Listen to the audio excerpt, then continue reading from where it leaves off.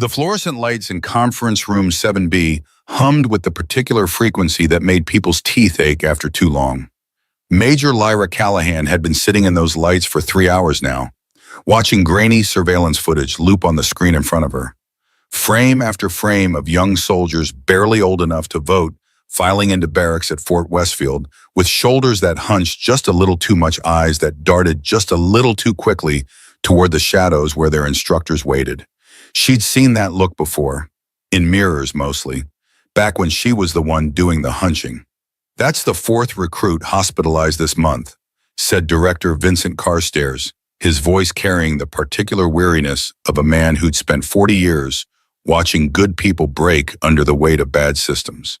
He tapped the screen with one thick finger indicating a stretcher being loaded into an ambulance.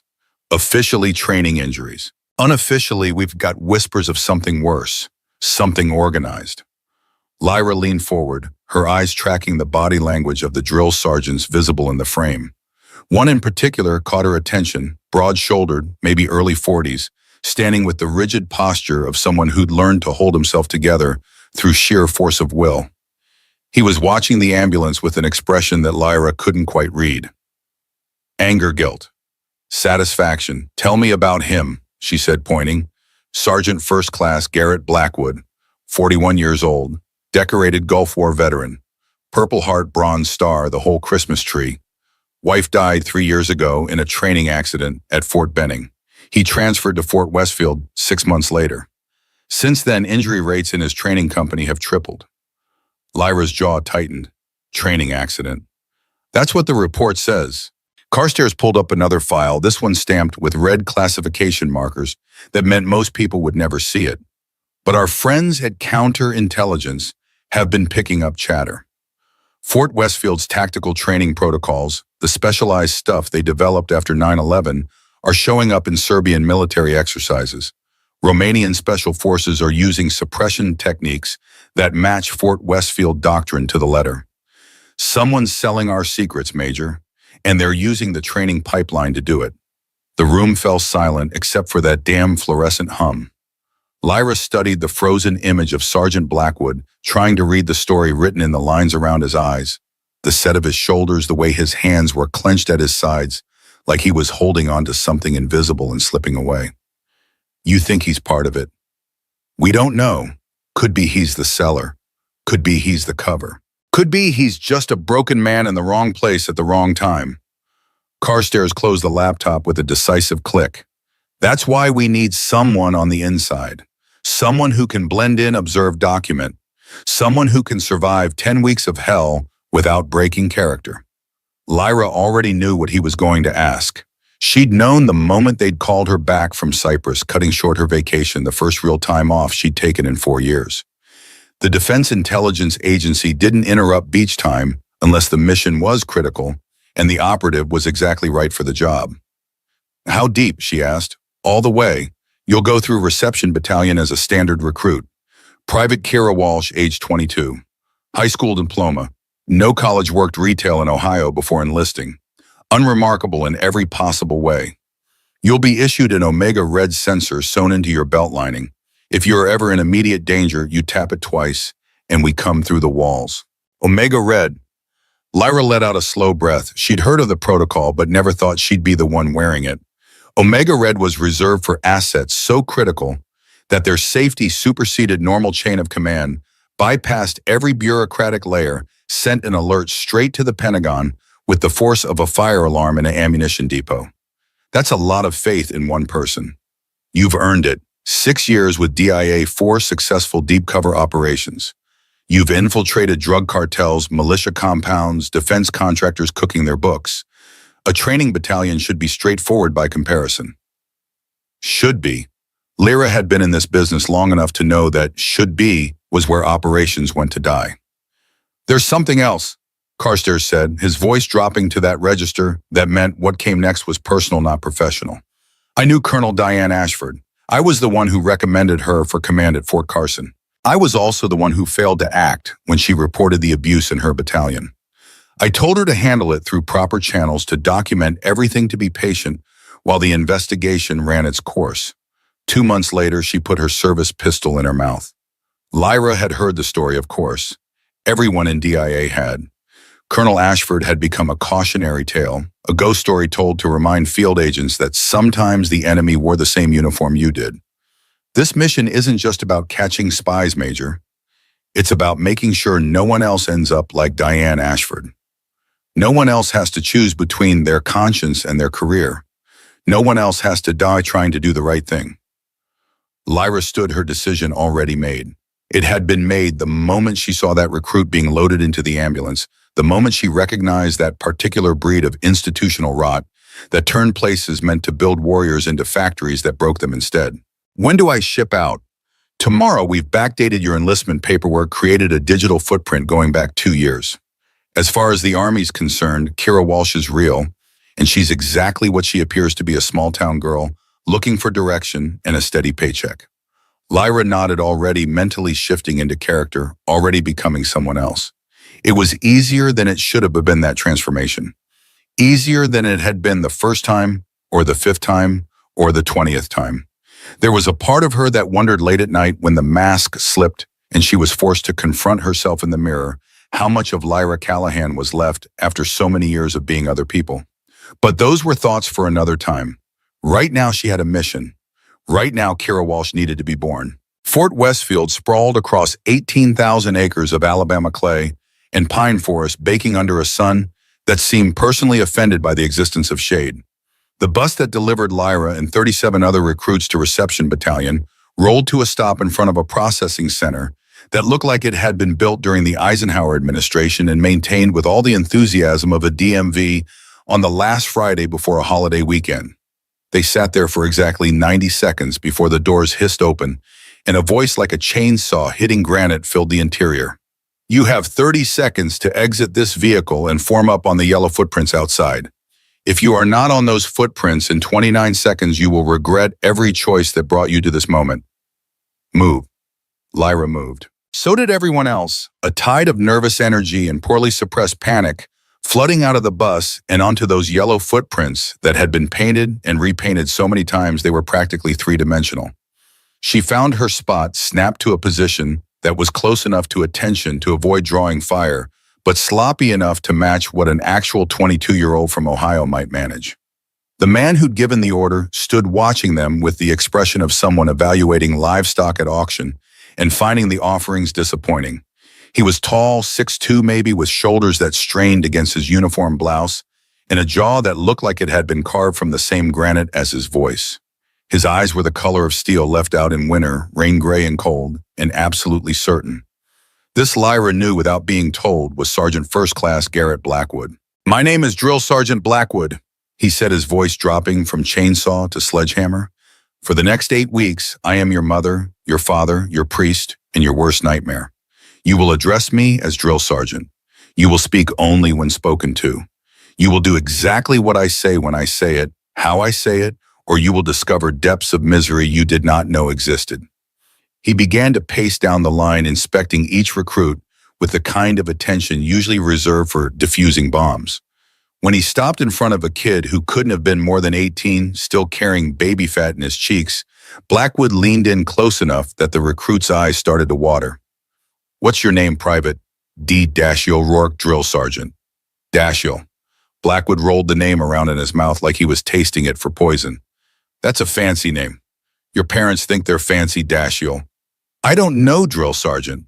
"You don't know much of anything, do you, Dashiell? But that's okay. That's why you're here. We're going to fill that empty head of yours with knowledge. We're going to teach you how to be a soldier. More importantly, we're going to teach you how to suffer properly." He moved on, leaving Dashiell standing there with his face the color of boiled lobster. 2 recruits down, Blackwood stopped again. This time it was a girl, tall, raw-boned, with the kind of tan that came from working outside rather than lying on beaches. She met Blackwood's eyes for half a second before remembering herself and snapping her gaze forward. "Name?"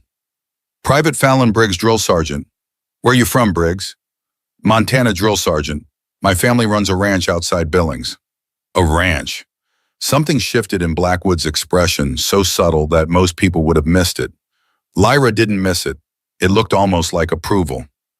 "So you know about hard work. about doing what needs doing, even when you're tired, even when it hurts, even when every bone in your body is screaming at you to quit. Yes, drill sergeant. Good, you're going to need that here. This place will test you in ways that ranch never did.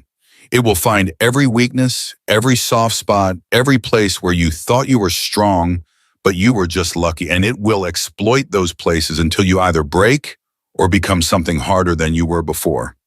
He was right in front of Lyra now. She kept her eyes forward, kept her breathing steady, kept every muscle in her body in that state of relaxed readiness that came from years of training but had to look like nervous tension to pass inspection. Name: Private Kira Walsh, Drill Sergeant. Where you from, Walsh? Ohio, Drill Sergeant. Small town outside Cleveland. Blackwood circled her slowly like a shark, evaluating whether something was food or just debris in the water. Lyra could feel his eyes cataloging every detail: the way she stood, the way she held her shoulders, the calluses on her hands that a retail worker wouldn't have, but a recruit fresh from civilian life might have picked up from nervous gym sessions before shipping out. Why are you here, Walsh? It was the kind of question that had layers. The surface answer was easy. The real answer was classified 6 ways from Sunday. I needed a change, Drill Sergeant, needed direction, needed something bigger than working a register and wondering if this was all life had to offer. Something bigger. Blackwood stopped in front of her again, and for just a moment, Lyra saw something in his eyes that wasn't Drill Sergeant and wasn't evaluation. It was pain, old and deep, and carefully walled off behind layers of professionalism and rage. You think the Army's going to give your life meaning? Walsh, you think we're here to help you find yourself? No, Drill Sergeant. No is right. We're here to unmake you, to take every soft civilian habit, every lazy thought, every moment of self-indulgence, and burn it out like cancer. What's left, if anything's left, that's what becomes a soldier. That's what we can work with. He moved on down the line, and Lyra let out a breath she hadn't realized she'd been holding. First contact established. Blackwood was exactly what the file said he was. Hard, uncompromising, carrying damage that he'd turned into his methodology. But there was something else there too, something the file couldn't capture. A sense that underneath all that granite and steel, there was a man who believed, genuinely, desperately believed, that what he was doing was necessary. That breaking people was the only way to save them. It was going to make what came next so much harder. The first week at Fort Westfield was designed with a single purpose: strip away identity. They took your civilian clothes and gave you uniforms that didn't fit quite right. They took your name and made it interchangeable with 37 others. They took your sleep and your comfort and your privacy and gave you bunk beds in bays that echoed with snoring and crying and the particular silence of people trying not to admit they'd made a terrible mistake. Lyra became Kira, became just another body in formation, and she was good at it. Not too good that would draw attention, but competent enough to avoid becoming a target. She maxed her physical fitness test by exactly 1 point. She qualified expert on the rifle range with a score of 37 out of 40, missing 3 shots that she could have made in her sleep. But that would have raised questions about where a retail worker from Ohio learned to shoot like a DIA operative. The key to successful undercover work she'd learned years ago was to find the exact middle of the bell curve and live there. Not so bad you stood out. Not so good you stood out. Just another face in the crowd, unremarkable and unmemorable. Except Sergeant Blackwood was watching her. She felt his eyes tracking her during drill and ceremony, during weapons training, during the endless hours of classroom instruction, on military customs and the Uniform Code of Military Justice. He never said anything directly, never pulled her aside, but she could sense his attention like a weight on her shoulders. On day 8, she figured out why. They were running and always running because the Army believed motion was the antidote to thought when she noticed Fallon Briggs starting to fall behind. The ranch girl from Montana who'd seemed so strong that first day was struggling, now her breathing ragged, her stride choppy. This was supposed to be a 3-mile run at a moderate pace, nothing that should have challenged someone with her background. But Lyra had been watching Fallon for a week now. The way she picked at her food in the chow hall, the way she stared at her phone during the brief moments they were allowed to have them, the way her eyes went distant and empty when she thought no one was looking. And Lyra recognized those signs because she'd seen them before in mirrors and in the faces of assets who were one bad day away from breaking. She dropped back, matching pace with Fallon. You good, Briggs? Fine, Fallon gasped. Just a stitch in my side. Breathe through it. In for 4 counts, out for 4 counts. Don't fight it, just let it pass. Fallon did as instructed, and slowly, gradually, her breathing evened out. They ran in silence for another quarter mile before Fallon spoke again. Thanks. I don't know what's wrong with me. Back home, I could run for hours. Different kind of stress here. Your body's burning energy just dealing with the mental load. It'll adjust. You seem like you've adjusted pretty well. Like this doesn't bother you at all. Lyra almost smiled at that. If Fallon only knew how much of what she was seeing was performance, how much effort it took to maintain the mask of Kira Walsh every moment of every day. I'm bothered, she said instead. I'm just good at not showing it. They finished the run together, and when they got back to the company area, Lyra caught Blackwood watching them with that same unreadable expression. She felt a chill run down her spine that had nothing to do with the cooling sweat on her skin. That night, after lights out, Fallon appeared at the edge of Lyra's bunk. Walsh, you awake? Yeah. Can I ask you something? Sure. Fallon was quiet for a long moment, and when she spoke again, her voice was small in the darkness. Do you ever feel like you made a mistake, like you signed up for something you don't actually want? Every single day, Lyra thought. Every time I lie to someone who trusts me. Every time I use a friendship as a weapon. Every time I look in the mirror and wonder if the person looking back is me or just another cover identity. Sometimes, she said instead. But then I remember why I'm here, what I'm trying to build, and that makes it worth it. What are you trying to build? A case against a spy ring, evidence of systematic abuse, justice for a colonel who died trying to do the right thing. A better version of myself, Lyra said. Someone who doesn't quit when things get hard. Fallon nodded in the darkness. My mom served, Army nurse. She always said the hardest part wasn't the war. It was coming back and trying to explain what it meant to people who'd never been there. I used to think I understood. Now I'm starting to realize I didn't understand anything. What's your mom think about you enlisting? She cried when I told her. Not sad crying, proud crying. Said she knew I had it in me, whatever it is. Fallon's voice cracked slightly. She's sick now. Cancer. That's why I'm here, really. Medical coverage, steady pay, something I can send home to help with the bills.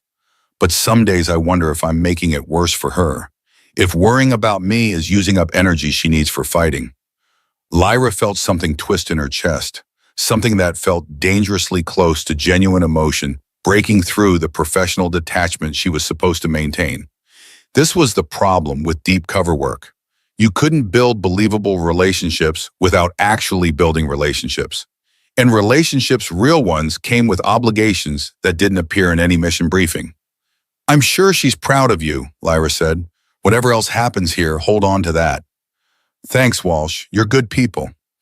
After Fallon returned to her own bunk, Lyra lay awake staring at the ceiling, feeling the weight of those words like stones in her gut. Good people. Right. Good people didn't lie to scare teenagers about who they were and why they were there.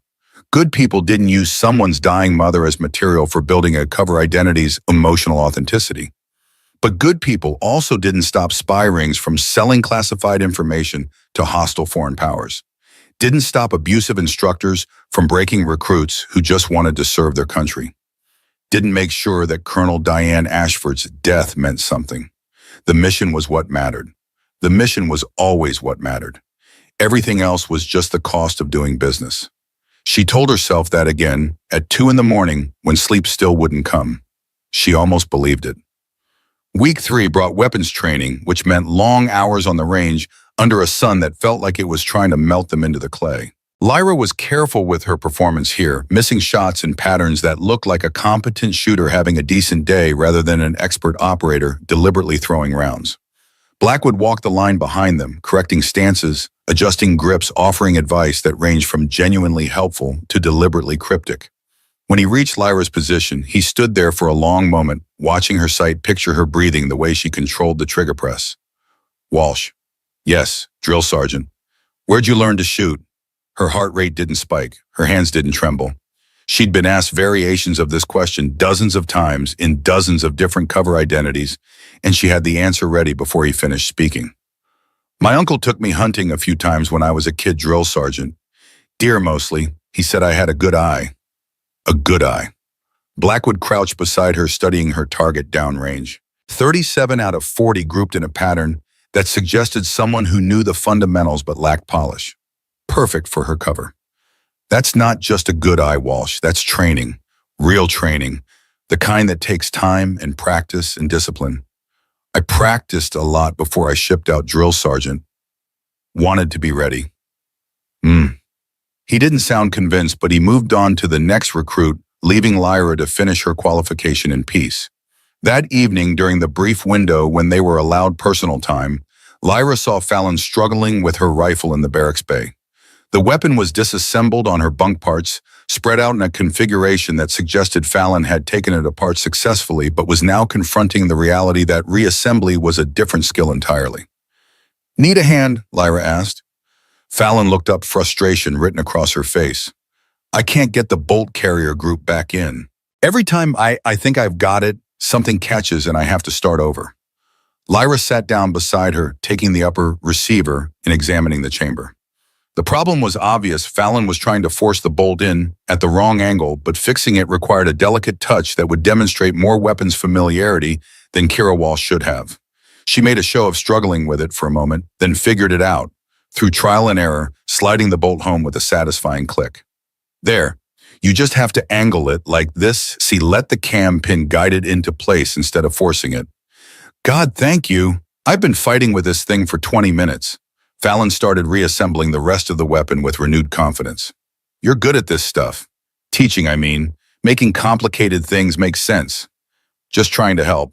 They finished the reassembly together, and when they were done, Fallon looked at her with an expression that was equal parts gratitude and something else. Suspicion, maybe? Or curiosity. "Walsh, can I ask you something personal?" "Sure. Why are you really here, and don't give me the line about needing direction. Nobody who's as put together as you are needs the Army to find themselves." Lyra felt ice water run through her veins. This was the moment every undercover operative dreaded, when the cover started to crack, when someone got close enough to see the seams in the mask. She had maybe 3 seconds to respond in a way that either deepened the cover or blew it entirely. "I had a sealed juvenile record." She said, the lie coming as smooth as silk because she'd rehearsed it a dozen times. Nothing violent, just stupid teenage stuff. But it followed me. Every job application, every background check, there it was. The Army was the only place that would give me a clean start. A chance to be someone other than the girl who made mistakes when she was 16. It was a good lie. Good because it was believable, because it explained any inconsistencies in her backstory, because it created sympathy and understanding that would make Fallon less likely to ask follow-up questions. And it worked. Fallon's expression softened, shifted from suspicion to empathy. "I'm sorry, that must have been hard, carrying that around." "It was, but that's why I'm here, to prove I'm more than my worst moment." They sat in comfortable silence for a while after that, just two recruits trying to make sense of the strange new world they'd entered. And if Lyra felt a twinge of guilt about using Fallon's trust to deepen her cover well, that was just part of the job. Part of the Martin. She was getting very good at paying that cost. Too good, maybe. On day 23, everything changed. They were in the field running a tactical exercise that involved buddy teams moving through wooded terrain while instructors played the role of enemy forces. It was supposed to be training controlled and safe. But Lyra had been doing this long enough to know that supposed to be was where people got hurt. She was paired with a quiet kid named Griffin Wade, a former delivery driver from Pennsylvania who'd barely spoken 10 words since arriving. They were moving through a section of pine forest using hand signals and whispered communications when Lyra heard something that didn't belong in a training exercise. Angry voices. Real anger, not the performative kind that instructors use to create stress. She signaled Griffin to stop, then moved carefully toward the sound, staying low, using the trees for concealment. What she saw made her blood run cold. Staff Sergeant Donovan Stryker, Blackwood's second in command, a former ranger with a scar across his left cheek and eyes like frozen mud, had another recruit pinned against a tree. The recruit was Dashiell Rourke, the kid with the fancy name, and he was crying. "You think you're special," Stryker was saying, his voice low and vicious. "You think having a rich daddy makes you better than the rest of these mouth breathers." "No, Staff Sergeant, Shut up. You just nothing. You're exactly what I say you are when I say you are, and right now you're a waste of oxygen who can't even navigate from point A to point B without getting lost. Lyra's hand moved instinctively to her belt, to the omega red sensor hidden in the lining. This was abuse clear and documented exactly what she'd been sent here to find. She could trigger the sensor right now, bring down the full weight of DIA and Army CID arrest everyone involved. But something stopped her. Some instinct that said this wasn't the full picture, that Stryker was a symptom rather than the disease. She needed more. She needed to understand the full scope before she moved.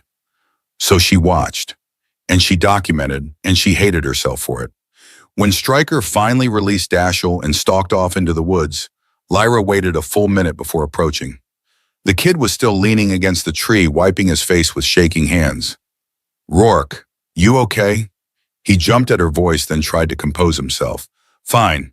I'm fine. Just got lost, and Staff Sergeant Stryker was helping me find my way back." That didn't look like helping. "It's fine," Dashiell repeated more firmly this time. "I screwed up. I deserve to get smoked for it." Lyra wanted to argue, wanted to tell him that what he'd just experienced wasn't training, wasn't making him stronger, was just one broken person passing their damage on to someone else. But she couldn't. Not without revealing why she knew the difference. Not without compromising the mission. "If you ever need to talk," she said instead, "about anything, I'm around."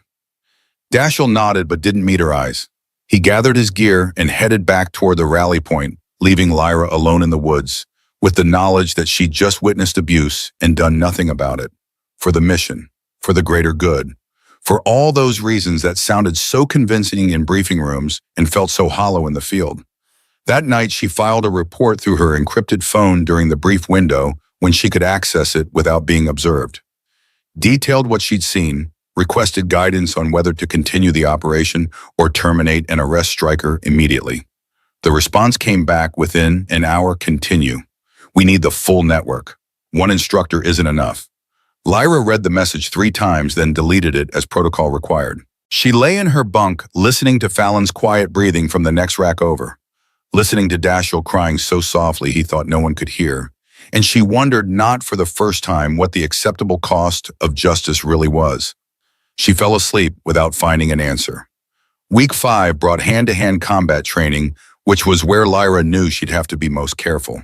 She'd spent years studying various martial arts, had trained with special operations units in a dozen countries, had reflexes and muscle memory that would betray her the moment anyone pushed her hard enough.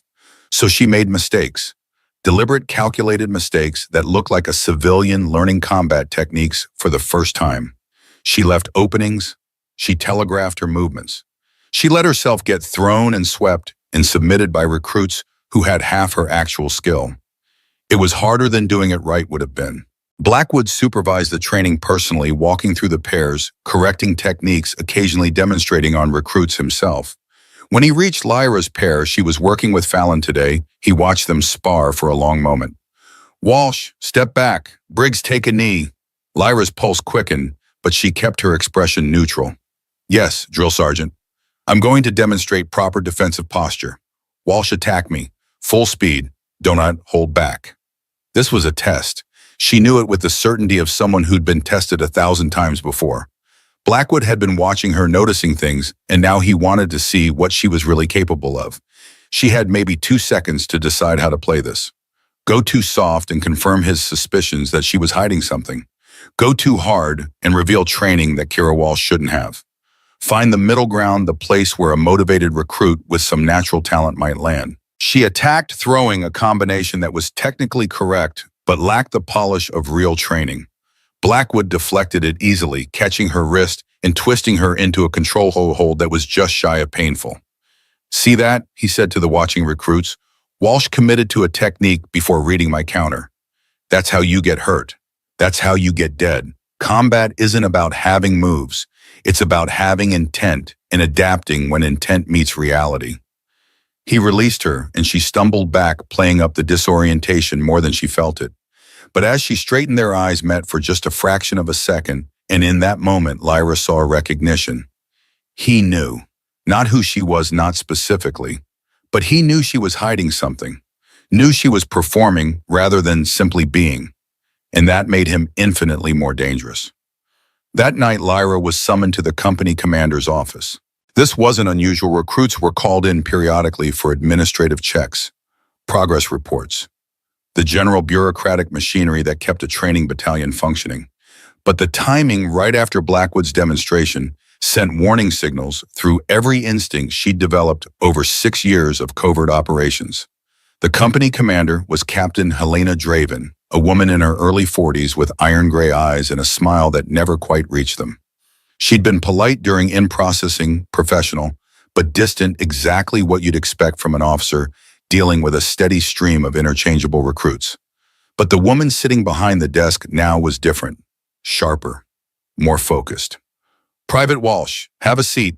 Lyra sat, hands on her knees, eyes forward, the perfect picture of a nervous recruit called before authority. "How are you finding Fort Westfield so far?"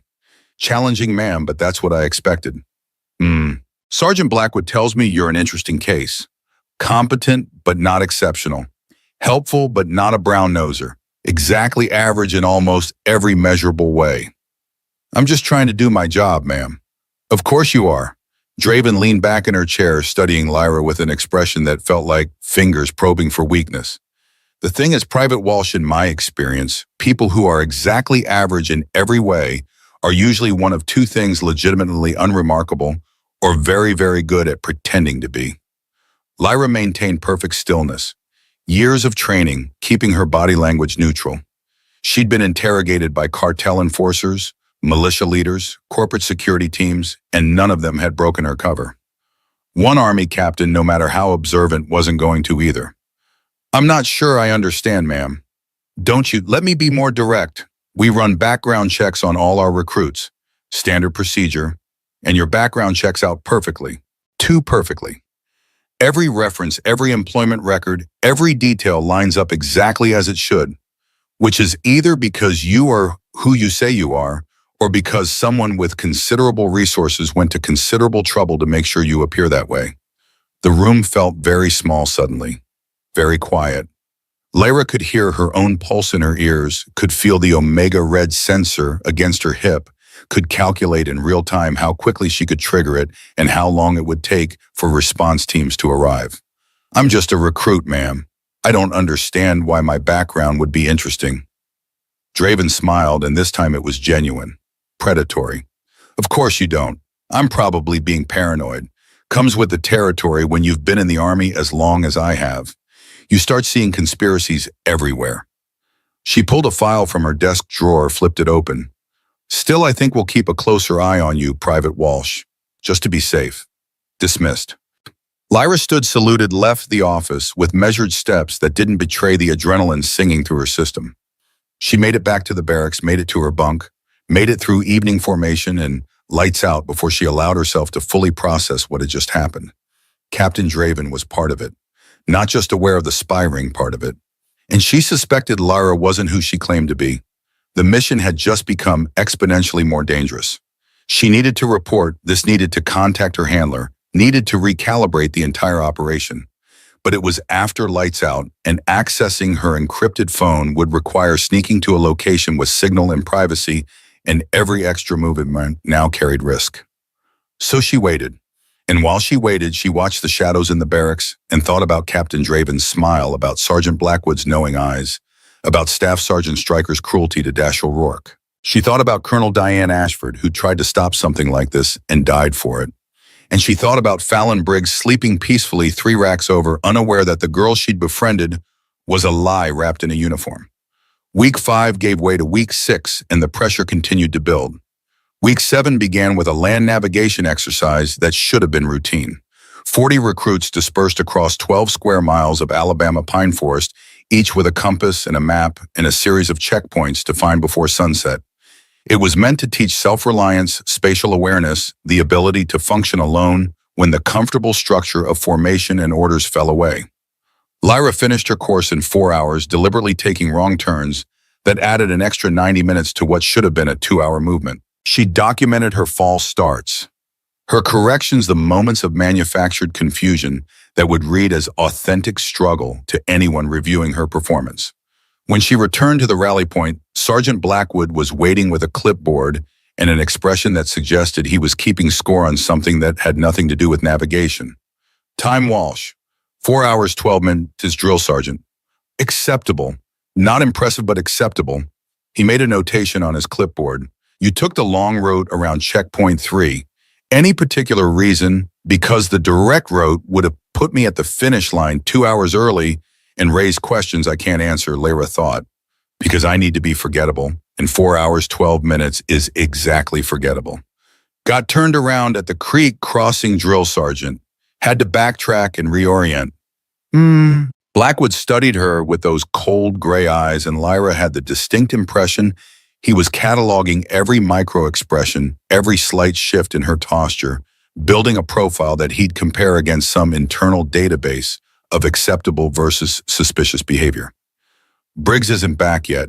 She was supposed to finish an hour ago. Something cold slithered down Lyra's spine. Has anyone gone looking for her? Staff Sergeant Stryker took a team out 20 minutes ago. Protocol says we give recruits 6 hours before we initiate formal search and rescue, but Briggs has been struggling lately. Wouldn't want her to get hurt out there. The way he said hurt carried weight that had nothing to do with twisted ankles or dehydration. Lyra felt her hand drift toward her belt, toward the omega red sensor, toward the decision that would end everything right now. Permission to join the search, drill sergeant. Blackwood's eyebrows rose slightly. That's not how this works, Walsh. You finished your course. Your responsibility now is to rest and prepare for tomorrow's training. With respect, Drill Sergeant Briggs is my battle buddy. I'd like to help find her. For a long moment, Blackwood said nothing. He just looked at her with an expression that might have been approval, or might have been suspicion, or might have been some complicated mixture of both. You've got 1 hour, he said finally. If you're not back by then, we'll be searching for 2 lost recruits instead of 1. And Walsh, don't do anything stupid out there. Lyra grabbed her gear and moved into the forest at a pace that was faster than caution suggested, but slower than her training would have allowed. The terrain was familiar now after almost 8 weeks of running it, and she'd memorized the topography from satellite imagery during her pre-mission preparation. If Fallon had gotten lost, there were only 3 or 4 places she was likely to have ended up. Unless she hadn't gotten lost. Unless Staff Sergeant Stryker had found her first. Lyra pushed that thought down and focused on the tracking. Boot prints in soft earth near the creek. A broken branch at chest height where someone had pushed through undergrowth. The faint impression of a knee in mud near the base of an oak tree, suggesting someone had stopped to check their map. She found Fallon 40 minutes later sitting with her back against a pine tree, her face streaked with tears and dirt. Alone, which meant Stryker's team hadn't reached her yet, or hadn't reached her and reported finding her. Briggs, Fallon's head snapped up, and the relief that flooded her features was so genuine that Lyra felt something twist in her chest. Walsh, oh God, I thought I was going to be out here all night. I can't find checkpoint 5. I've been walking in circles for 2 hours. Lyra crouched beside her, checking for injuries, first protocol, but also genuine concern that surprised her with its intensity. You hurt just my pride and maybe my will to live. I'm so tired, Walsh. Of all of this. The yelling, the mind games, the feeling like no matter how hard I try, it's never good enough. Fallon's voice cracked. My mom called last night. The cancer's spreading. They're starting a new treatment protocol, but the doctors aren't optimistic. And I'm here playing soldier in the woods while she's dying. Lyra sat down next to her, close enough that their shoulders touched. This wasn't procedure. This wasn't maintaining cover or gathering intelligence. This was just one human being sitting with another human being in pain. I'm sorry about your mom. She told me not to quit, said she didn't raise a quitter. But God, Walsh, sometimes I wonder if staying is just stubbornness. If there's actually a difference between being strong and being stupid. Before Lyra could answer, she heard voices approaching through the trees. Multiple people moving with the casual noise of those who weren't trying to be stealthy. Staff Sergeant Stryker's search team. That's them, Fallon said, starting to stand. I should wait. Lyra caught her arm, something in her gut screaming warning signals. Just wait a second. The voices got closer, and now Lyra could make out words. Told you we need to move tonight. Cross is getting suspicious, asking too many questions about equipment inventories. That was Stryker's voice, rough and impatient. So we adjust the timeline. A second voice, this one belonging to Sergeant Thaddeus Locke, the demolitions instructor. Lyra had been watching him for 2 weeks now, noting how he spent an unusual amount of time in the ammunition storage facility, how he carried a personal laptop that violated about 17 different security protocols. Kavanaugh says he can have the money ready by Friday. We do the handoff at the warehouse outside Montgomery, same as planned. In Blackwood, what about him? He's too wrapped up in his own grief to notice what's happening right under his nose. We keep him busy, keep him angry, keep him focused on breaking recruits. That's what he's good at. That's all he's good for. They were maybe 30 yards away now, close enough that Lyra could see their shapes between the trees. Stryker and Locke, plus 2 recruits who'd been pulled to help with the search, Dashiell Rourke and Griffin Wade, neither of whom appeared to be participating in the conversation. Lyra made a decision in the space between heartbeats. She stood up, pulling Fallon with her, and called out in her best impression of a relieved and slightly embarrassed recruit. "Over here? We're over here." The conversation cut off instantly. Stryker and Locke emerged from the trees, wearing expressions of professional concern that didn't quite mask the calculation happening behind their eyes. "Private Walsh, Private Briggs." Stryker's voice was all business now, no trace of the conversation Lyra had just overheard. "Are you injured?" "No, Staff Sergeant," Fallon said. "Just lost. I'm sorry I couldn't find checkpoint 5 and I panicked." "And you, Walsh, what are you doing out here?" "Drill Sergeant Blackwood gave me permission to help search Staff Sergeant. Briggs is my battle buddy." Stryker studied her for a long moment, and Lyra could see him running calculations trying to determine if she'd heard anything, if she represented a threat, if this was coincidence or something more dangerous. "How long have you been here?" "Just found her a minute ago, Staff Sergeant. I was about to use my radio to report when I heard you coming." It was a good lie, simple, verifiable, exactly what someone in her supposed position would say. But Lyra could see Locke watching her with eyes that suggested he wasn't entirely convinced. "All right, everyone back to the rally point. Briggs, you'll receive corrective training for getting lost. Walsh, you'll receive corrective training for leaving the rally point without proper authorization. Are we clear?" "Yes, Staff Sergeant." They moved back through the forest in a loose column, Stryker leading Locke, bringing up the rear where he could watch everyone. Lyra kept her body language loose, her movements casual, but her mind was racing through implications and contingencies. Kavanaugh, that was a name, a person, an external contact who was buying whatever Stryker and Locke were selling. The handoff was Friday, 3 days from now, at a warehouse outside Montgomery. This was the break she'd been waiting for, the thread she could pull to unravel the entire conspiracy. But it also meant she was running out of time. 3 days to gather enough evidence to justify breaking cover. 3 days before the intelligence Fort Westfield's instructors had been selling ended up in the hands of foreign buyers who would use it to kill American soldiers. 3 days to decide if saving the mission was worth the cost of everyone she'd be lying to in the meantime. When they reached the rally point, Sergeant Blackwood was waiting with an expression that suggested he'd been having similar thoughts about timelines and costs. He pulled Lyra aside while Stryker took Fallon to begin her corrective training push-ups until muscle failure followed by flutter kicks, followed by whatever creative torture he could devise. "Did you find her, or did Stryker find her?" It was a strange question, phrased in a way that suggested Blackwood was fishing for something specific. "I found her first, Drill Sergeant." Staff Sergeant Stryker's team arrived about a minute later. "And in that minute, did you hear anything unusual? See anything that seemed out of place?" Lyra's pulse quickened, but she kept her expression neutral. "Like what, Drill Sergeant?" Blackwood leaned in, slightly lowering his voice to something that was almost conspiratorial. "Like 2 instructors having a conversation they shouldn't be having in the middle of a training exercise." So he knew, or suspected, or was testing to see if she knew. "I didn't hear anything, Drill Sergeant. Just voices in the distance, then they found us." Blackwood held her gaze for a long moment, and Lyra had the unsettling sense that he could see straight through her, through Kira Walsh, through the carefully constructed cover identity down to the DIA operative beneath. "Dismissed, Walsh. Get some rest. Tomorrow's going to be a long day." That night after lights out, Lyra waited until the breathing around her settled into the rhythms of sleep. Then she retrieved her encrypted phone from its hiding place inside a hollowed-out tube of sunscreen and made her way to the latrine, the only place where she could be alone for more than 30 seconds without raising questions. She typed out a message in the secure app, her thumbs moving quickly over the screen. Overheard Stryker and Locke discussing handoff with contact name Kavanaugh. Friday, warehouse outside Montgomery. Request immediate guidance. Draven suspects cover.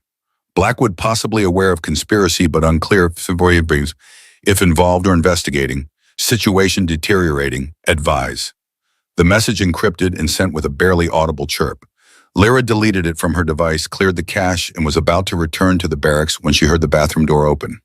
Fallon stood there backlit by the dim emergency lighting in the hallway, wearing her PT uniform and an expression that was equal parts confusion and hurt. "Walsh, what are you doing?" Lyra's mind raced through options. She had maybe 2 seconds to come up with an explanation that would satisfy Fallon without compromising operational security. "Couldn't sleep. Thought I'd splash some water on my face." "With your phone in your hand." Damn, Fallon had seen the phone before Lyra could pocket it, and recruits weren't supposed to have phones after lights out.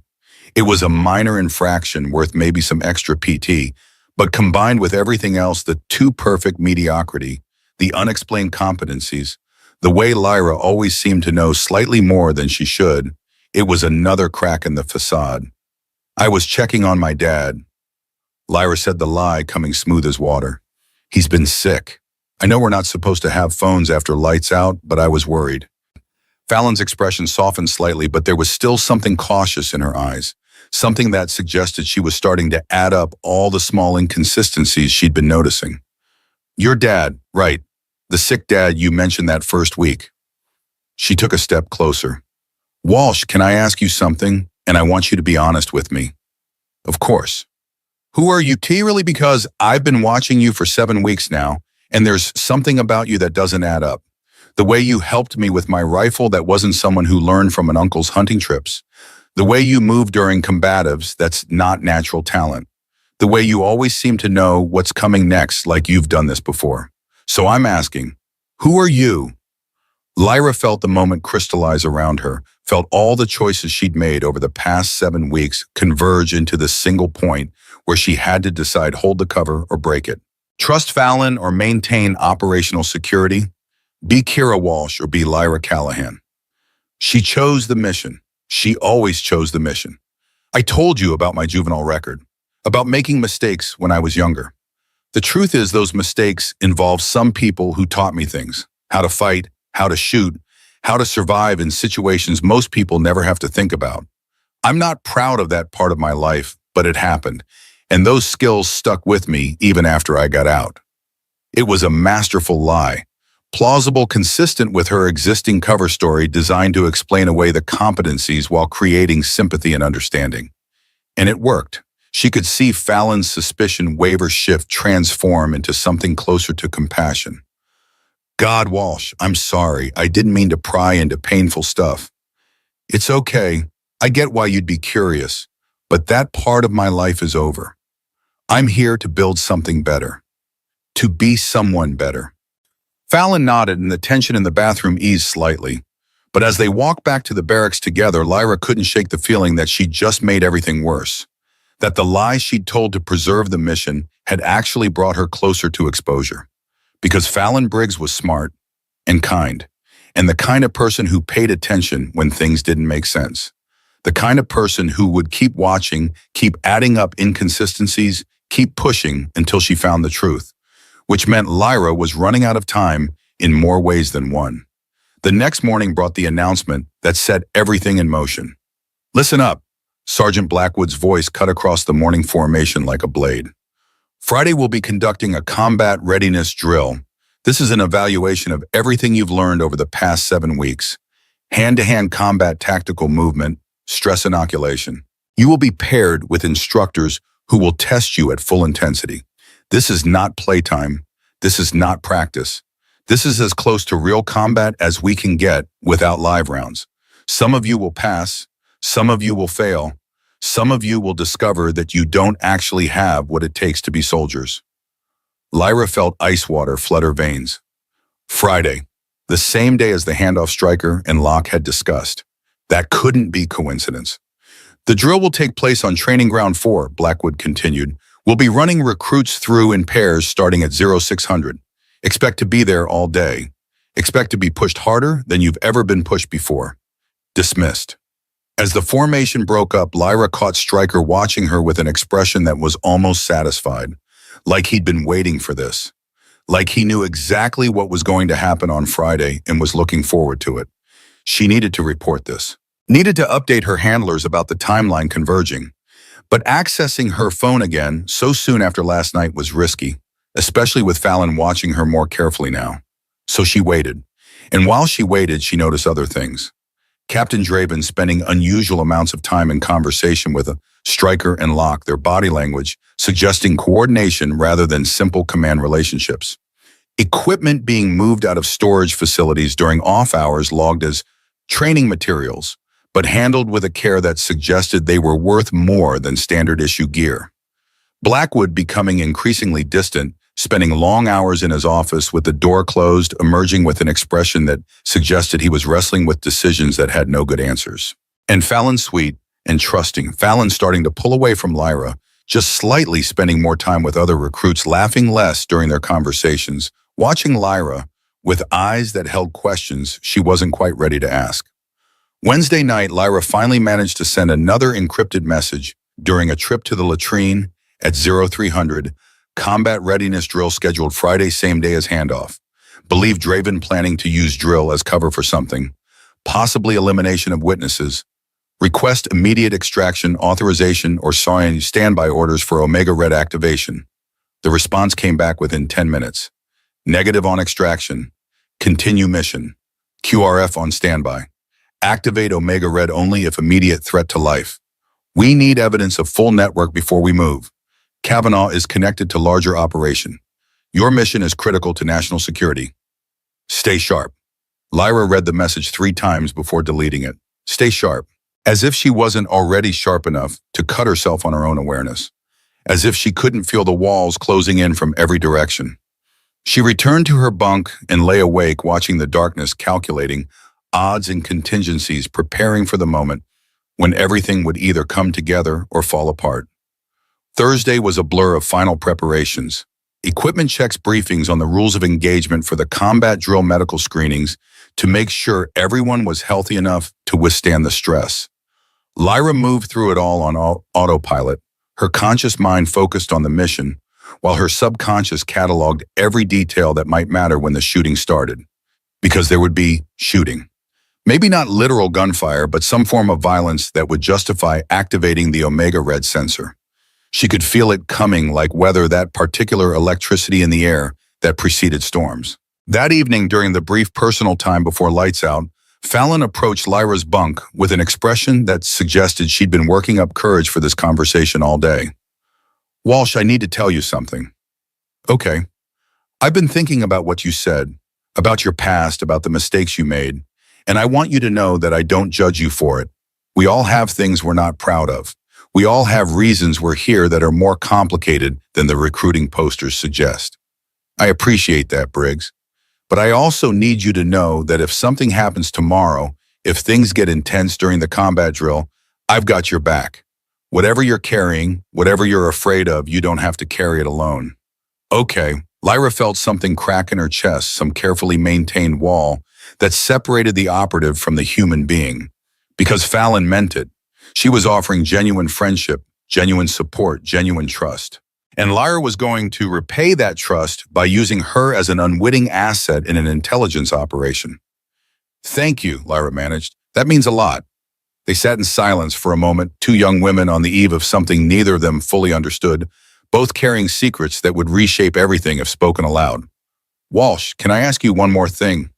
Sure. If you could go back, would you still enlist, knowing everything you know now about what it's like here? Would you still make the same choice? It was the kind of question that deserved an honest answer. The kind of question Lyra Callahan could have answered with nuance and complexity. But Kira Walsh had to answer differently. Yes, because whatever else happens here, at least I'm trying to be someone worth becoming. At least I'm not running away anymore. Fallon smiled, and it was genuine and warm and completely undeserved. That's what I thought you'd say. That's why you're going to make it, Walsh. You've got that thing that some people have, that core of something solid that doesn't break no matter how hard they push you. If you only knew, Lyra thought. If you only knew how much of me is already broken. But she smiled back and accepted the compliment and hated herself just a little bit more. Friday morning arrived with the particular quality of light that seemed designed to make everything look stark and unforgiving. Lyra woke before reveille, before the lights came on, before the chaos of morning formation. She lay in her bunk and ran through the day's likely scenarios one more time. Best case, she'd gather evidence during the combat drill trigger. Omega Red, at the optimal moment, QRF would arrive and arrest everyone involved. Clean operations, successful mission, minimal collateral damage. Worst case, Draven or Stryker made a move. Before she could respond, she'd be forced to break cover violently, blow the entire investigation, possibly get people killed in the resulting chaos. Most likely case, something in between, something messy and complicated that would require her to make impossible choices in real time with incomplete information. She checked the Omega Red sensor one more time, running her fingers over the fabric of her belt until she felt a slight bulge where the device was concealed. 2 taps. That's all it would take. 2 taps and help would come crashing through every barrier between her and safety. But help couldn't come until she had what she needed. Until she could prove not just that Stryker and Locke were selling secrets, but that Draven was coordinating it, that Kavanaugh was buying it, that the whole network was exposed and vulnerable. 2 taps, but only at the right moment. Morning formation was subdued, everyone feeling the weight of what was coming. Sergeant Blackwood looked like he hadn't slept his uniform perfect, but his eyes carrying shadows that suggested he'd spent the night somewhere darker than his quarters. Training Ground 4, he said, his voice lacking its usual edge. Full combat load. Water and ammunition are already staged. You'll be briefed on specific objectives when you arrive. Move out. They moved in a loose column, 40 recruits and 6 instructors covering the 3 miles to Training Ground 4 in silence. The training ground itself was a clearing ringed by pine forest, with various obstacles and structures designed to simulate urban combat environments. In the center was a large mat area where hand-to-hand training usually took place. That's where they'd be fighting today. Lyra knew it with the certainty of someone who'd read enough after-action reports to recognize the setup. Sergeant Stryker stepped forward to brief them, and his voice carried an edge of anticipation that made Lyra's instincts scream. Today you will demonstrate everything you've learned. Each recruit will face 1 instructor in hand-to-hand combat, full contact. The fight ends when 1 person submits or is rendered unable to continue. This is your final test. Pass it, and you've proven you can handle real combat. Fail it, and we'll know you don't belong here. He started calling out pairings. Dash O'Rourke with Sergeant Locke. Griffin Wade with another instructor Lyra didn't recognize. Other recruits with other instructors, each matchup designed to test specific weaknesses. And then Private Walsh. You're with me. Of course she was. Stryker had been watching her for weeks, suspicious and calculating, and now he'd maneuvered himself into position to test her personally, to push her until she either broke or revealed what she was really capable of. Lyra stepped onto the mat, her body loose and ready, her mind clear and focused. Around the perimeter of the training ground, she could see the other instructors positioning themselves, see Captain Draven watching from near the tree line, see Sergeant Blackwood standing apart from everyone else with an expression that might have been concern. And then she saw the 3 black Suburbans parked just beyond the clearing, partially concealed by trees, but visible if you knew where to look. Not military vehicles, not part of the training exercise. Kavanaugh. He was here. The handoff was happening now during the chaos of the combat drill while everyone was distracted. Ready, Walsh. Stryker circled her, slowly hands up in a fighting stance. Let's see what you're really made of. He came at her hard and fast, no warming up, no testing the waters. A combination of strikes designed to overwhelm and punish. Lyra defended, blocking and deflecting, staying just ahead of his attacks, but letting a few through to make it look authentic. But Stryker wasn't buying it. She could see it in his eyes. He knew she was holding back, knew she was more capable than she was showing. Come on, Walsh. Stop playing around. Fight me like you mean it. He increased the intensity, and Lyra had to increase her defense to match. She was still technically losing, taking hits, getting pushed back, but she was losing more competently than she should have been. And then Stryker changed tactics. He went low, swept her legs, and when she hit the mat, he followed her down with an elbow strike aimed at her ribs. Real force, enough to break bone. Lyra's body reacted on instinct. She rolled, trapped his arm, reversed the position with a technique that was pure DIA combatives training. For just a second, she had him in a submission hold that no 22-year-old retail worker from Ohio should have known. Stryker's eyes went wide with recognition and rage. I knew it! I fucking knew it! He broke free with brute strength and came at her again, but this time there was intent behind it. This time he wasn't testing. He was trying to hurt her. Lyra had maybe 2 seconds to make a choice. Keep up the pretense and risk serious injury, or break cover completely and trigger the Omega Red sensor. She chose door number 3. She let Stryker's next strike connect with her jaw, a solid, legitimate hit that split her lip and sent her sprawling across the mat. Blood filled her mouth, coppery and warm. She lay there for exactly 3 seconds, her hand moving to her belt, her fingers finding the Omega Red sensor hidden in the lining. Around them, the training ground had gone silent. Every recruit, every instructor watching this brutal display with expressions that ranged from shock to satisfaction. And in that silence, Lyra heard Captain Draven's voice, distant but clear, speaking into a radio. Now move the package, now, while everyone's distracted. 2 taps. That's all it would take. Lyra pressed the sensor twice. Nothing happened. No alarm, no immediate response, no indication that the signal had gone through. For one terrible moment, she thought it had malfunctioned, that she was alone and exposed and about to be killed by a man who just realized she was a threat to his entire operation. But then she heard it, that particular high-pitched whine of turbocharged engines pushed to their limit. Not the black Suburbans near the tree line, different vehicles, military vehicles, coming fast. Stryker heard it too. His head snapped up, confusion crossing his face. What the hell? Lyra took the opening. She swept his legs hard and professional, dropping him to the mat. Then she stood wiping blood from her split lip and let her voice change completely. Let it drop the scared recruit affect and take on the cold authority of a DIA field operative who just blown her cover and had nothing left to lose.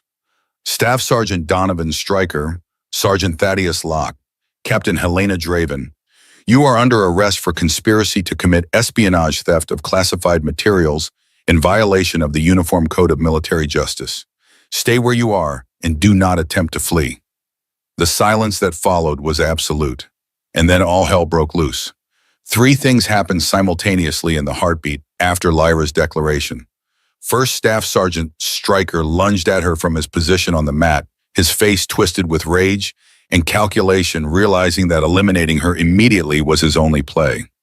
Second, Captain Draven sprinted toward the black Suburbans at the tree line, one hand keying her radio, the other reaching for the sidearm at her hip. Third Sergeant Thaddeus Locke grabbed the nearest recruit, Dashiell Rourke, who'd been standing frozen in shock 3 feet away, and wrapped an arm around the kid's throat, using him as a human shield. Lyra didn't have time to address all 3 threats. She chose the most immediate one. Stryker's attack was fast and vicious, the kind of aggression that came from combat experience and pure survival instinct. But Lyra wasn't playing pretend anymore. She wasn't Kira Walsh, clumsy recruit from Ohio. She was Major Lyra Callahan, and she'd spent 6 years learning how to hurt people who needed hurting. She sidestepped his initial rush, caught his extended arm, and used his own momentum to drive him face first into the mat with a throw that was textbook DIA close quarters combat. The impact drove the air from his lungs with a sound like a punctured tire. Before he could recover, she had his arm twisted behind his back in a control hold that would dislocate his shoulder if he struggled. Don't, she said quietly. I've broken 14 bones in the line of duty. Yours would be 15 through 17. The roar of engines was louder now, close enough that Lyra could see dust rising beyond the tree line. The QRF Quick Reaction Force closing the distance at speeds that would have gotten civilian drivers arrested. But they weren't here yet, and Draven was almost to the Suburbans, and Locke still had Dashiell in a chokehold that was making the kid's face turn purple. Sergeant Blackwood moved then, and the speed of it surprised everyone. One moment he was standing apart from the chaos, watching with that unreadable expression. The next, he was sprinting across the training ground toward Locke with the kind of purposeful violence that suggested this wasn't the first time he'd had to stop a hostage situation. Locke, stand down. Stay back, Garrett. Locke tightened his grip on Dashiell, and the kid made a horrible gasping sound. Stay the fuck back or I snap his neck. Blackwood slowed but didn't stop, his hands raised in a placating gesture, his voice dropping into that register of forced calm that negotiators used when every word mattered. Thad, think about what you're doing. Think about where this goes. You hurt that kid. You're not walking away from this. Ever. I'm not walking away anyway. That bitch just announced I'm under arrest for espionage. Locke was backing toward the tree line, dragging Dashiell with him, his eyes wild and desperate. 3 Suburbans at the rally point. Draven's got the package. If I can just get to them. He never finished the sentence. Fallon Briggs, who'd been standing 10 feet away, frozen in shock since Lyra's transformation, suddenly wasn't frozen anymore. She grabbed a training rifle from the rack beside the mat, empty, unloaded, but made of solid polymer and steel, and swung it like a baseball bat into the back of Locke's knees. The sergeant's legs buckled. His grip on Dashiell loosened just enough for the kid to twist free, gasping and sobbing.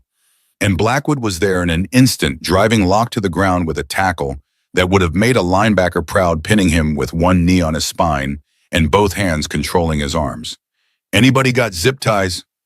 Blackwood's voice was steady, professional, but there was something underneath it that sounded like satisfaction, like he'd been waiting for an excuse to do exactly this. 2 of the other instructors, the ones who apparently weren't part of the conspiracy, rushed forward with plastic restraints. Within seconds, Locke was secured, his face pressed into the Alabama clay, his career and freedom, both ending in the same patch of dirt where he'd terrorized recruits for the past 6 months. That left Draven. Lyra released Stryker into the custody of the arriving instructors and started moving toward the tree line at a dead sprint. She could see Draven reaching the first Suburban, could see the door opening, could see a man in civilian clothes. Kavanaugh had to be Kavanaugh, gesturing frantically for her to get in. The QRF Suburbans burst through the tree line from the opposite direction, blocking 2 of the escape vehicles. Men in tactical gear poured out, rifles up, moving with the precise coordination of people who did this for a living. But the 3rd Suburban, the one Draven was climbing into, had a clear path out, and its engine was already roaring. Lyra ran harder. Her boots pounded against packed earth, her breath coming in controlled bursts, her mind calculating angles and distances and the rapidly closing window of opportunity. She was 30 yards away when the Suburban started moving, 20 yards away when it picked up speed, 10 yards away when she realized she wasn't going to make it. And then Fallon was beside her, matching her pace, stride for stride, holding that training rifle like it was the most important thing in the world. "The tires!" Fallon shouted. "Can you hit the tires?" Lyra looked at her, really looked at her, and saw not the scared farm girl who'd gotten lost in the woods, but someone who'd made a choice in the chaos to act instead of freeze.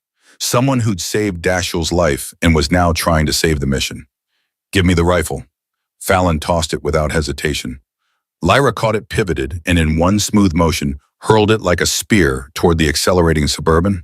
The rifle tumbled end over end, 40 pounds of polymer and steel spinning through the morning air, and struck the rear passenger tire with a sound like a gunshot. The tire didn't pop. Training rifles weren't sharp enough for that, but the impact was enough to throw off the driver's control for just a second. The Suburban swerved, overcorrected, and that second was all the QRF needed. 2 tactical vehicles cut across its path. The Suburban tried to brake, skidded on loose gravel, and slammed into a pine tree with a crunch of metal and glass that echoed across the training ground. For a moment, everything was still. Then the doors of the crashed Suburban burst open. Draven stumbled out first, blood running from a cut on her forehead, her sidearm drawn and sweeping for targets. Kavanaugh emerged from the driver's side, older than Lyra had expected, maybe 50, with the kind of weathered face that suggested a life spent in places that didn't appear on tourist maps. "FBI, drop your weapons." The QRF team had them surrounded now, a dozen rifles trained on 2 people who'd just run out of options and were desperately trying to find one more. Draven looked around at the tactical operators, at Lyra standing 30 yards away, with blood still dripping from her split lip, at Blackwood securing Locke and Stryker near the training mat. Her face went through a rapid series of emotions, Rage, desperation, resignation, before settling on something that looked almost like relief. She dropped her weapon. Kavanaugh was slower to surrender his hands, twitching towards something in his jacket pocket. One of the tactical operators barked a warning. Another one fired a less lethal round that hit Kavanaugh in the thigh and dropped him like a puppet with cut strings. He went down hard, hands finally visible, and empty screaming obscenities that bounced off the professional silence of the men securing him. It was over. 8 weeks of deep cover, 6 weeks of lies and performance and careful documentation, and it ended in 15 seconds of violence and chaos in a smoking Suburban wrapped around a tree. Lyra stood there, breathing hard, watching the tactical team process the arrest, watching 3 black Suburbans get secured and searched, watching her mission conclude with the kind of messy success that looked nothing like the clean operations they briefed in conference rooms. And then she became aware of 37 recruits staring at her with expressions that ranged from shock to betrayal to dawning understanding. 37 people she'd lied to for 6 weeks. 37 people who trusted Kira Walsh and just watched her transform into someone else entirely. Fallon stood closest still, breathing hard from the sprint, her face pale and her eyes fixed on Lyra with an intensity that made something twist in Lyra's chest. "Walsh, Fallon said quietly, "or whoever you are. What the hell just happened?" Before Lyra could answer, a 4th vehicle rolled into the clearing. This one was different from the QRF Suburbans, a black sedan with government plates and the kind of anonymous appearance that screamed federal authority. The rear door opened and a man stepped out. Lieutenant General Wilhelm Cross, Fort Westfield's commanding general, 59 years old with silver hair and shoulders that still carried the weight of 37 years in uniform. He surveyed the scene with the expression of someone who'd expected chaos, but was still disappointed to find it. His eyes found Lyra. "Major Callahan, report." The silence that followed was absolute. Every recruit heard the rank. Every instructor heard the rank. The secret that Lyra had protected for 6 weeks was now exposed to everyone who mattered and several people who didn't. She snapped to attention, muscle memory overriding exhaustion. "Sir, Asset Nightingale reporting successful completion of Operation Iron Gate. 3 suspects in custody. Captain Helena Draven, Staff Sergeant Donovan Stryker, Sergeant Thaddeus Locke. 1 additional suspect in custody, civilian contractor Dominic Kavanaugh, primary buyer for classified materials. Evidence secured includes encrypted laptops, financial records, and approximately $40,000 in cash discovered in the vehicles." General Cross walked past the tactical teams, past the restrained suspects, past the damaged Suburban, until he was standing directly in front of Lyra. And then in full view of everyone present, he saluted her. "Major, well done." Lyra returned the salute, her hand crisp and professional, despite the blood on her face and the emotional exhaustion threatening to drag her under. "Thank you, sir." Cross turned to address the assembled recruits, his voice carrying the authority of someone who'd commanded soldiers longer than most of them had been alive.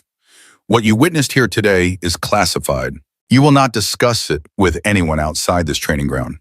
You will not post about it on social media. You will not mention it in letters home. This is a matter of national security, and the consequences for violating operational security are severe. Is that understood?" A ragged chorus of "Yes, sir" echoed across the clearing. "Good. You'll each be interviewed by counterintelligence agents over the next 48 hours. Answer their questions honestly. After that, your training will resume under new leadership." Cross gestured to several officers who'd emerged from vehicles Lyra hadn't even noticed arriving. "These instructors will escort you back to the barracks. You're dismissed." The recruits moved out in a daze, shepherded by the new instructors, casting backward glances at Lyra, like she was something dangerous they couldn't quite process. Fallon was the last to leave, her eyes meeting Lyra's one final time, with an expression that held questions too complicated to ask and answers too painful to hear. Then she was gone, and Lyra was left standing in a clearing full of federal agents and tactical operators, and the wreckage of 6 weeks of careful deception. Sergeant Blackwood approached slowly, his hands empty and visible, his posture suggesting he was very aware that he was surrounded by people with guns who might not be entirely clear on whose side he was on. "General Cross, sir, I'd like to make a statement." Cross studied him for a long moment. "Go ahead, Sergeant." "I suspected something was wrong. Not Major Callahan specifically, I didn't know who she was, But I knew Stryker and Locke were operating outside normal protocols. I documented what I could, made reports to Captain Draven that I now realize were going directly to one of the conspirators. His jaw tightened. I should have gone over her head. Should have contacted your office directly. I failed to act decisively, and that failure compromised operational security. You also stopped Locke from escaping with a hostage, Lyra said quietly. You potentially saved that recruit's life. Blackwood looked at her for the first time since the reveal, and his eyes carried something that might have been respect, or might have been resentment, or might have been both. You played me. For 6 weeks you pretended to be something you weren't. Used my suspicions, used my grief, used everything about this battalion to build your case. That's effective intelligence work. But it's also lying to people who deserve better. You're right, Lyra said, because there was no point in denying it. I lied to everyone here. I used relationships as tools. I documented your conduct while pretending to be a recruit under your authority. And I do it again because those lies stopped classified information from reaching foreign intelligence services. Those lies dismantled a spy ring that would have gotten American soldiers killed. Sometimes the mission requires costs that feel wrong but are necessary. Necessary, Blackwood's voice was flat. My wife died investigating something like this at Fort Benning. Abuse, corruption, people in positions of trust betraying everything they swore to uphold. The investigation was buried. The perpetrators were protected. And she paid the price for trying to do the right thing. So don't tell me about necessary costs, Major. I've paid them. The clearing fell silent except for the sound of tactical teams searching the Suburbans and suspects being processed for transport. Lyra felt the weight of Blackwood's words settle over her like a shroud, felt the truth of them resonate with her own doubts about the methods she'd employed. General Cross cleared his throat.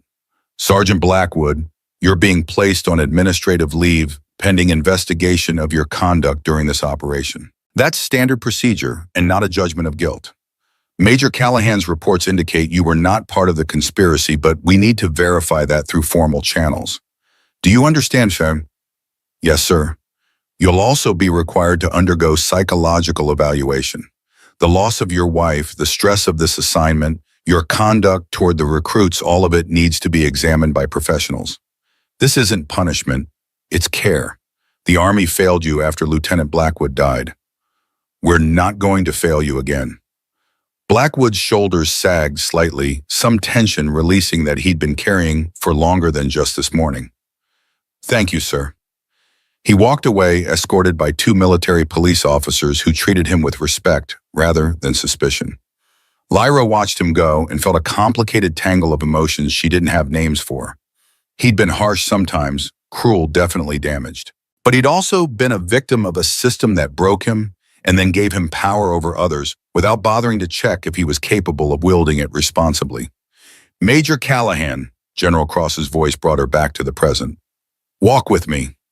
They moved away from the chaos toward the tree line where morning sunlight filtered through pine branches and made patterns on the forest floor. Cross waited until they were out of earshot before speaking again. I read your reports, all of them. The documentation on Stryker's abuse, Locke's equipment theft, Draven's coordination of the spy ring.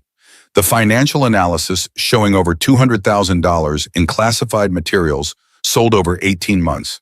The connections to Serbian intelligence networks and the implications for operational security across 3 theaters. It's comprehensive, detailed, and exactly what we needed to clean house. Thank you, sir. I also read your assessments of Sergeant Blackwood. You could have recommended charges against him for his treatment of recruits. The evidence supports it, but you didn't. You recommended mandatory psychological treatment and reassignment away from training duties. Why? Lyra considered the question, weighing honesty against what she thought Cross wanted to hear. She chose honesty. Because Sergeant Blackwood is what happens when we break soldiers and then expect them to build other soldiers. His wife was murdered investigating the same kind of corruption I just exposed. The investigation was buried, dictated. Nobody helped him process that trauma. Nobody noticed when he started channeling his grief into his training methodology. We failed him, sir. And then he failed the recruits under his authority. Punishing him doesn't fix the system that created him. Cross nodded slowly. That's a mature analysis for someone your age. How old are you, Major? 29, sir. 29. And you've been with DIA for 6 years, which means you started this work at 23. Fresh out of college, I assume? Yes, sir, recruited during my senior year at Georgetown. Georgetown, good school. You could have done anything with that degree. Corporate law, consulting, politics. Why intelligence work? It was the kind of question that had layers, the kind where the real answer lived beneath the safe answer, and which one you gave determined how honest the conversation would be. I had a mentor at Georgetown, professor of international relations. She'd worked for State Department for 20 years before moving into academia. She taught me that sometimes the best way to serve your country isn't visible, isn't celebrated, isn't even acknowledged. It's quiet work done in the shadows by people willing to carry burdens that others can't see. Lyra paused. She died by suicide my junior year. I found out later she'd been investigating corruption at State and was being frozen out by her former colleagues. I joined DIA because I wanted to be the kind of person who finishes what she started. Cross was quiet for a long moment. Colonel Diane Ashford, that was your mentor. Lyra's head snapped up. How did you know? Because I served with her. 20 years ago, before she moved to State, she was Army intelligence, one of the best analysts we had. When I heard she'd taken her own life, I spent 6 months trying to get her case reopened. But I was a colonel then, not a general. I didn't have the rank to push back against the people who wanted it buried. He looked at Lyra with an expression that held old pain. She deserved better than what the system gave her. So thank you, Major Callahan, for finishing what she started, for making sure her death meant something. They stood in silence, two people connected by a ghost neither of them had been able to save, but both had honored in their own ways. The morning sun was fully up now, burning off the last traces of cool air, promising another scorching Alabama afternoon. What happens now, sir? Lyra asked. Now you debrief with counterintelligence. Now we process the suspects and build airtight cases against them. Now we implement reforms across the training pipeline to make sure this doesn't happen again. And now you go back to DIA headquarters and wait for your next assignment. And the recruits, the ones who watched me transform from Private Walsh into Major Callahan, the ones who trusted me and feel betrayed, they'll be fine, they're young, resilient, and they'll have the rest of their training to process what happened. Some of them will understand, some won't. That's not your problem anymore. But it felt like her problem. It felt like unfinished business, like collateral damage that deserved acknowledgement, even if it didn't require action. Especially Fallon, who'd befriended Kira Walsh and saved the mission by taking down Locke, and had no idea that both those things would haunt Lyra for years to come. Permission to speak freely, sir. Granted, this work requires lying to good people. It requires using trust as a weapon and friendship as cover. I'm good at it, maybe too good. And every time I do it, I lose a little more of whoever I was before DIA recruited me. So I'm asking not as an intelligence officer, but as a human being who's tired of pretending, is there a version of this job that doesn't require becoming someone you hate? General Cross looked at her for a long moment, his expression softening into something that looked almost like sympathy. No, Major, there isn't. The work we do exists in moral gray zones that most people never have to think about. We make choices that keep people safe, but those choices have costs that we pay alone and in silence. If you're asking whether it gets easier, the answer is no. If you're asking whether it's worth it, that's something only you can answer. He turned and started walking back toward the clearing, then paused and looked over his shoulder. But for what it's worth, I think Colonel Ashford would be proud of you. Not because you're comfortable with the lies, but because you're still uncomfortable with them.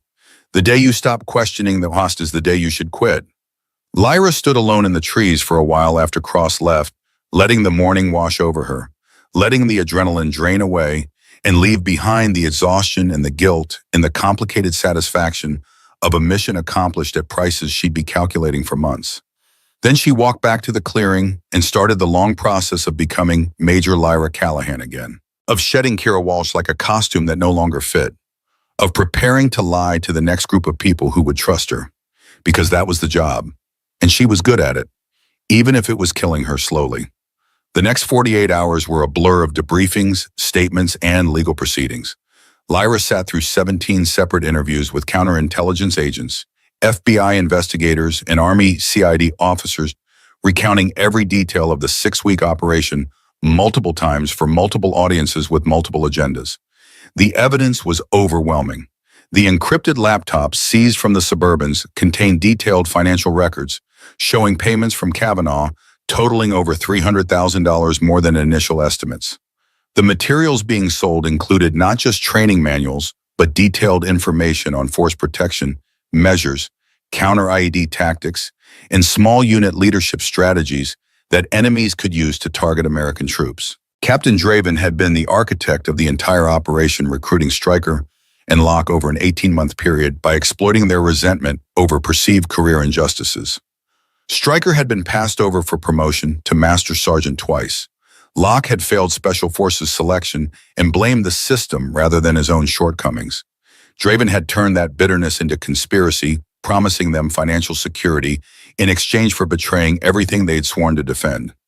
Kavanaugh, it turned out, was former CIA paramilitary division drummed out 10 years ago for misuse of classified information. He'd spent the subsequent decade building a network of buyers, Serbian intelligence, Romanian military, even some Russian contacts who were willing to pay premium prices for American tactical doctrine. The 3 military suspects faced courts-martial on charges of espionage, conspiracy theft, of government property, and conduct unbecoming. Kavanaugh would be tried in federal court on similar charges. The prosecutors were confident of convictions carrying 30-year sentences. But the case that drew the most attention, at least among the legal teams, was Sergeant Blackwood's. The evidence against him was substantial.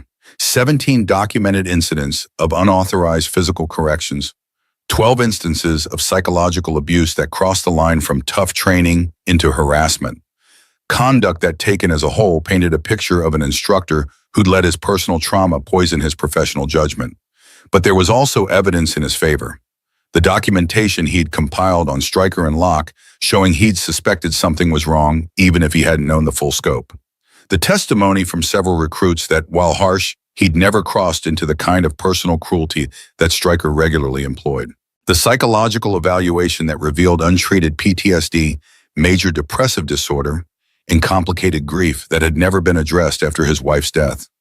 Lyra was called to testify at his Article 32 hearing, the military equivalent of a grand jury proceeding to determine if charges should go forward to court-martial. She wore her dress uniform ribbons and badges displayed in neat rows that told the story of 6 years in service and gave testimony that was balanced, factual, and deliberately sympathetic. Sergeant Blackwood's conduct was unacceptable, she said under oath. But it's my professional assessment that he's a casualty of systemic failure. His wife was murdered investigating corruption. That investigation was buried.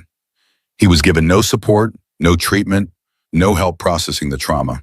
And then he was placed in a position of authority over vulnerable young soldiers. The predictable result was that he became part of the problem he'd lost his wife fighting against. The defense attorney seized on that. Are you saying Sergeant Blackwood should face no consequences? No, I'm saying consequences need to be paired with treatment. Punishment without rehabilitation just creates more casualties. We can either break Sergeant Blackwood further, or we can try to help him become the soldier his wife would have wanted him to be. The prosecution wasn't pleased with her testimony, but General Cross had made it clear that he wanted balanced justice, not retribution. And the panel of officers hearing the case seemed to agree.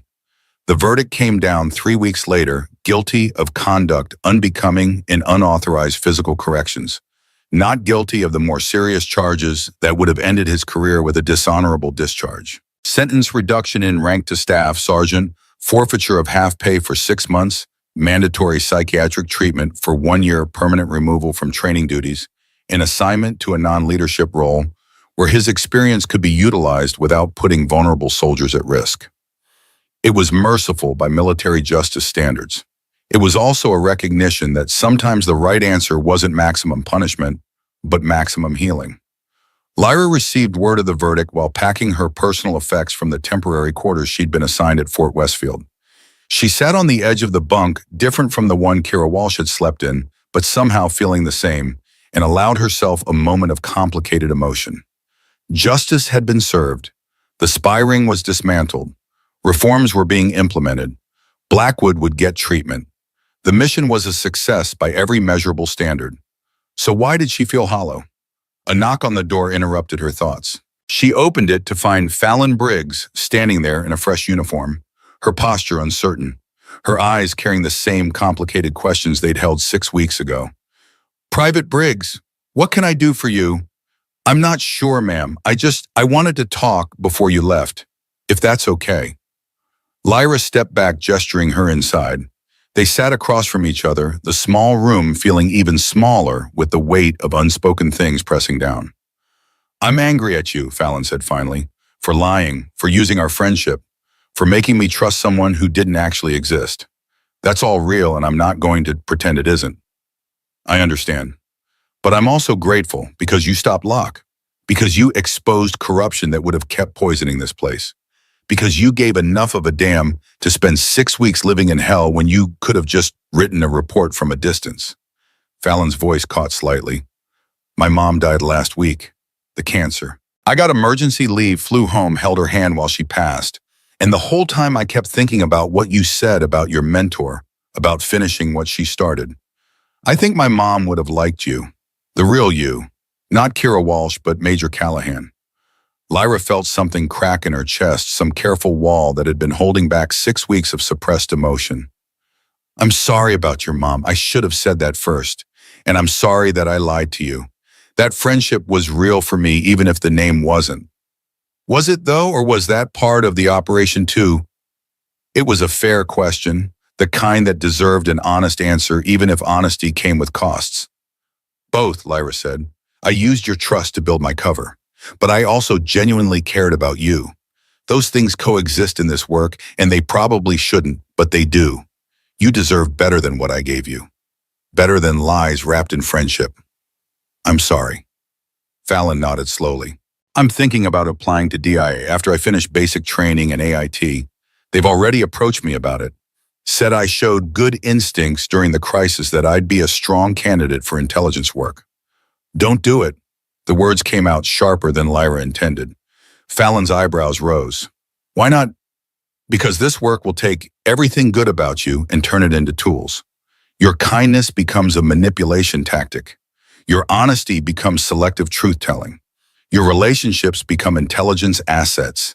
You'll wake up one day and realize you can't remember the last time you had a genuine interaction with another human being because you've spent so long performing that you forgot what being real feels like. That's what happened to you." "Yes, and I don't want it to happen to you." Fallon considered that for a long moment. "But you're still doing the work, even knowing the why?" "Because someone has to. Because the alternative, letting people like Draven and Stryker and Kavanaugh operate unchecked, is worse than the cost of stopping them." "But that doesn't mean you should pay that kid. You have options I didn't have. Take them." "What if I don't want options? What if I want to finish what you started? What my mom would have wanted, making sure good people don't suffer under bad leadership?" Lyra looked at this 19-year-old girl who'd saved Dash O'Rourke's life and helped stop a fleeing vehicle, and was now considering throwing herself into the same meat grinder that had consumed Colonel Ashford and was slowly consuming Lyra herself. And she recognized that look in Fallon's eyes because she'd worn it herself 6 years ago. "If you're going to do this," Lyra said carefully, "then do it for the right reasons. Not revenge, not proving something, not because someone else thinks you should. Do it because you genuinely believe the mission matters more than your own comfort. And the moment that stops being true, the moment the lies start feeling easy instead of hard, that's when you walk away. Promise me." "I promise." They sat in silence for a while, two people at different stages of the same journey, both carrying ghosts and both pretending the weight was manageable. Major Callahan. "One more question." "Go ahead." "Do you regret it, the whole operation? The lies, the manipulation, everything you had to do. Do you regret it?" Lyra thought about that question for a long time before answering. Thought about Colonel Ashford and Lieutenant Blackwood and all the soldiers who died or broken because people in positions of trust had betrayed them. Thought about the classified information that would now never reach enemy hands. Thought about the reforms being implemented across the training pipeline. thought about the cost she'd paid and the cost she'd extracted from others. No, she said finally. I don't regret it, but I carry it. Every lie, every manipulation, every person I hurt. I carry all of it. That's the price, not regret, but weight. And if I ever stop feeling that weight, that's when I'll know I've become something I can't come back from. Fallon stood, moved toward the door, then paused. Thank you for being honest and for stopping them and for caring enough to warn me about what this costs. Take care of yourself, Briggs. The Army needs more people like you. You too, ma'am. The country needs more people willing to pay the prices you pay. Then she was gone and Lyra was alone again, with her ghosts and her guilt and her mission reports that reduced 6 weeks of lies into bullet points and recommendations. 2 days later, Lyra Callahan left Fort Westfield in the same anonymous sedan that had delivered her to Reception Battalion 7 weeks earlier. She watched the base disappear in the rearview mirror and tried to feel something about the closure, but mostly she just felt tired. Her phone buzzed with a message from Director Carstairs. Debrief scheduled for Monday. New assignment packet waiting. Well done, Major. New assignment, new identity, new people to lie to, and new relationships to weaponize. The work continued because it always continued, because the mission was endless and the costs were irrelevant as long as the outcomes justified them. She pulled up her email and found a message from an address she didn't recognize. The subject line read, "Thank you." The body of the email was brief, Major Callahan. I don't expect forgiveness and I don't deserve your time, but I wanted you to know that I started treatment, real treatment, with a therapist who specializes in military trauma. It's hard. Some days I want to quit, but I keep going because my son deserves a father who's better than the man I became, because my wife deserved a husband who honored what she died trying to accomplish, because the recruits I failed deserved an instructor who built them up instead of breaking them down. You could have destroyed me. Instead, you gave me a chance at redemption. I'm going to try to be worthy of it. Thank you for seeing something in me that was worth saving. Garrett Blackwood.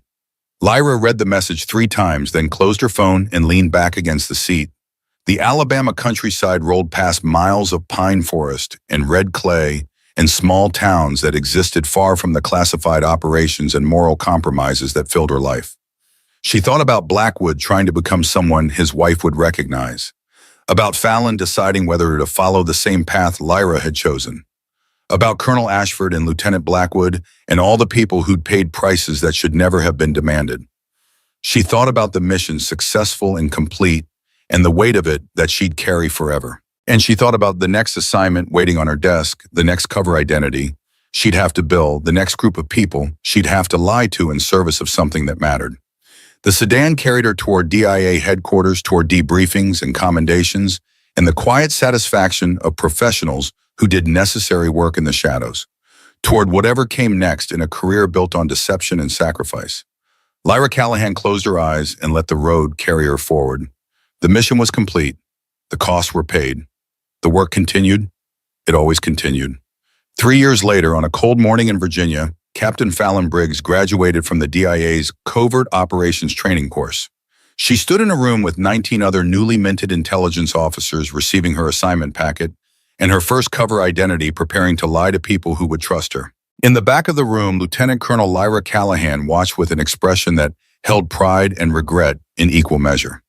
When the ceremony ended, Fallon approached her mentor with a smile that held determination and just a hint of the 19-year-old farm girl she'd been. "Ready for this, Captain?" Lyra asked. "No, but I'm doing it anyway, just like you taught me. Remember what I said, the moment the lies feel easy, that's when I walk away. I remember, ma'am, I promise."